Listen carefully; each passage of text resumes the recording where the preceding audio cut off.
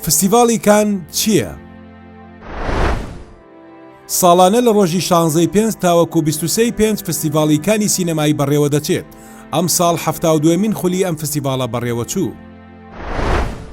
یەکێکە لە گرنگترین فستیڤاڵەکانی جیهان لە بواری سینەما و فیلم. شوێنی بەڕێوەچوونی فستیڤاڵەکە دەکەوێتە شاری کانی فەڕەنسیەوە. یەکەم خولی بەڕێوەچوونی دەگەڕێتەوە بۆ 1 نۆی 1939 بەڵام بەهۆی جەنگی دووەمی جیهانیەوە تا ساڵی 1946 بەڕێوەچوونی فستیڤاڵەکە وەستا.